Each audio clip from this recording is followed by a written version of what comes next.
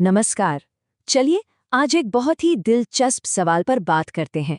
आखिर स्याही और कागज से बना एक मामूली सा अखबार दुनिया के सबसे ताकतवर साम्राज्य से कैसे लड़ सकता था? ये सवाल खासकर आज के दौर में मन में आना बहुत स्वाभाविक है। देखिए, ये वो समय था जब ना तो इंटरनेट था, ना टीवी और ना ही कोई सोशल मीडिया। तो आप समझिए, उस दौर में अखबार सिर्फ खबरें पहुंचाने का एक जरिया नहीं थे, बल्कि वो एक हथियार थे, लोगों को जगाने का, उन्हें एक साथ जोड़ने का और आज़ादी की लड़ाई के लिए तैयार करने का एक बहुत बड़ा माध्यम थे। तो आज हम क्या क्या समझने वाले हैं, चलिए एक नज़र डालते हैं। सबसे पहले देखेंगे कि ये अखबार खबर से बढ़कर एक हथियार कैसे बने। फिर उन्होंने पहली लड़ाई समाज के खिलाफ कैसे लड़ी, वो आम जनता की आवाज़ कैसे बने और फिर कैसे एक पॉलिटिकल मेगाफोन में बदल गए। हम इतिहास की भूमिका को भी समझेंगे और आखिर में देखेंगे कि इन सब जानकारियों को सही तरीके से एक जवाब में कैसे पिरोया जाए। तो शुरू करते हैं अपने पहले हिस्से से। देखिए, ये समझना बहुत ज़रूरी है कि आज़ादी से पहले भारत एक नहीं बल्कि एक साथ दो लड़ाइयाँ लड़ रहा था।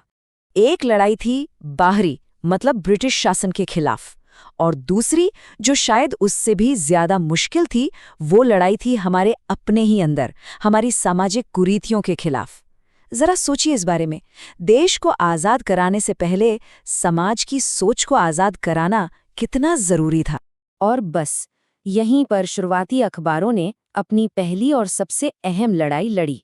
उन्होंने सीधे अंग्रेजों से टकराने के बजाय पहले भारतीय समाज के अंदर जो कमियां थीं, उन पर चोट की। इसका एक बहुत अच्छा उदाहरण है प्रभाकर अखबार, जिसे भाऊ महाजन ने शुरू किया था। इसमें गोपाल हरि देशमुख, जिन्हें हम लोकहितवादी के नाम से भी जानते हैं, उनके लिखे हुए पत्र छपते थे। इन पत्रों को शतपत्रे कहा जाता था। और इनका मकसद क्या था? इनका मकसद था पुरानी दकियानूसी सोच पर सवाल उठाना। इतना ही नहीं, प्रभाकर ने लोगों को फ्रेंच रेवोल्यूशन के बारे में भी बताया, ताकि वो लिबर्टी और इक्वालिटी जैसे नए विचारों को समझ सकें। तो ये शतपत्रे क्या थे? इसका मतलब है 100 पत्र। ये लोकहितवादी के लिखे आर्टिकल्स की एक सीरीज थी जो प्रभाकर में छपी थी, और इसका एक ही लक्ष्य था, भारतीय समाज में सामाजिक सुधार और तर्कसंगत सोच को बढ़ावा देना। इसी तरह का एक और अखबार था इंदु प्रकाश। इसने विधवा पुनर्विवाह यानी विडो रीमैरिज जैसे मुद्दे को बहुत जोर शोर से उठाया। अब सोचिए, उस जमाने के लिए ये कितना क्रांतिकारी, कितना बड़ा विचार रहा होगा।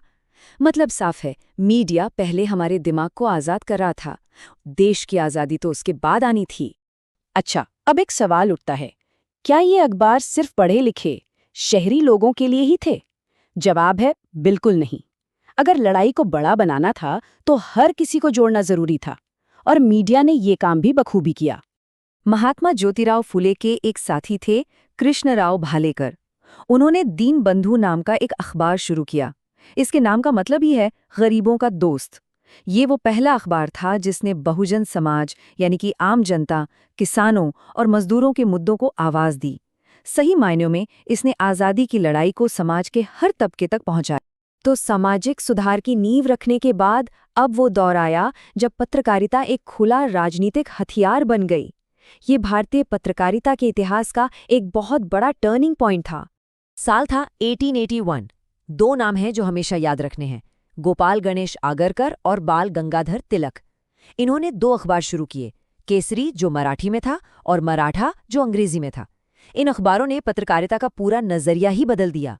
इन्होंने सिर्फ सामाजिक मुद्दों पर नहीं, बल्कि देश भर के राजनीतिक हालात, ब्रिटिश सरकार की नीतियों और यहाँ तक कि अंतर्राष्ट्रीय मामलों पर भी लिखना शुरू कर दिया। इसने पहली बार एक नेशनल आइडेंटिटी बनाने में बहुत बड़ी मदद की। तो चलिए एक बार फटाफट से रिवाइज कर लेते हैं जो हमने अभी तक देखा। प्रभाकर ने सामाजिक जागरूकता पर काम किया, इंदु प्रकाश ने विधवा पुनर्विवाह की वकालत की, दीनबंधु बहुजन समाज की आवाज बना, और फिर केसरी और मराठा ने राजनीतिक चेतना जगाकर राष्ट्रीय एकता बनाने का काम किया। तो ये एक तरह का एवोल्यूशन था। पहला स्टेप दिमाग को जगाना, दूसरा स्टेप सबको शामिल करना, और तीसरा और आखिरी स्टेप एक राष्ट्र का निर्माण करना। अब एक थोड़ा अलग लेकिन बहुत ही जरूरी पहलू पर आते हैं, पत्रकारिता और इतिहास। इन दोनों का आपस में क्या रिश्ता है? कभी सोचा है कि एक पत्रकार के लिए इतिहास की समझ होना इतना जरूरी क्यों होता है? इसको एक उदाहरण से समझते हैं। जब 1942 में भारत छोड़ो आंदोलन चल रहा था, तो उस वक्त के अखबारों ने 1857 के स्वतंत्रता संग्राम की कहानियों को बार-बार छापा। क्यों? ताकि लोगों के अंदर वही जोश, वही जज्बा फिर से जगाया जा सके। देखिए, इतिहास हमें कॉन्टेक्स्ट देता है। वो हमें बताता है कि आज जो हो रहा है वैसा ही कुछ पहले भी हो चुका है और हम उससे बहुत कुछ सीख सकते हैं। चलिए, अब तक हमने जो कुछ भी सीखा है उसको एक साथ जोड़ते हैं। ये समझना भी जरूरी है कि इस पूरी जानकारी को एक स्ट्रक्चर्ड तरीके से कैसे पेश किया जाए, जिससे हमारी समझ और भी पक्की हो जाए। मान लीजिए एक सवाल आता है, स्वतंत्रता संग्राम में केसरी और मराठा की भूमिका को समझाइए। तो जवाब लिखते समय इन पॉइंट्स को जरूर शामिल करना है। पहला, इनकी स्थापना 1881 में आगरकर और तिलक ने की। दूसरा, इन्होंने भारतीय पत्रकारिता में एक बहुत ही महत्वपूर्ण स्टेज को रिप्रेजेंट किया। तीसरा, इन्होंने अपना दायरा राजनीति, साहित्य और अंतर्राष्ट्रीय मामलों तक फैलाया। और सबसे जरूरी, इन्होंने अलग अलग पाठकों के बीच राष्ट्रीय एकता की भावना को मजबूत किया। अच्छा, एक और सवाल देखते हैं। अखबारों ने सामाजिक सुधार में किस तरह योगदान दिया? यहाँ पे स्पेसिफिक एग्जाम्पल्स देना बहुत जरूरी है।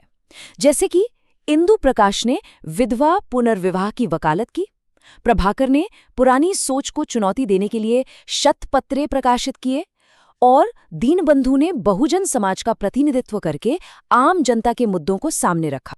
तो कुल मिलाकर हम ये कह सकते हैं कि आज़ादी से पहले के जो राष्ट्रवादी अखबार थे, वो सिर्फ खबरें नहीं दे रहे थे, वो इस लड़ाई में एक्टिव पार्टिसिपेंट्स थे। वो नेता और जनता के बीच की एक बहुत ही ज़रूरी कड़ी थे। तो आज हमने देखा कि कलम कैसे तलवार से भी ज्यादा ताकतवर साबित हुई, लेकिन ये लड़ाई इतनी आसान भी नहीं थी। अपने अगले सत्र में हम उन कानूनी चुनौतियों और सेंसरशिप के बारे में बात करेंगे जिनका सामना इन देशभक्त अखबारों को ब्रिटिश सरकार के हाथों करना पड़ा। तब तक इस विषय पर सोचते रहिए और सीखते रहिए।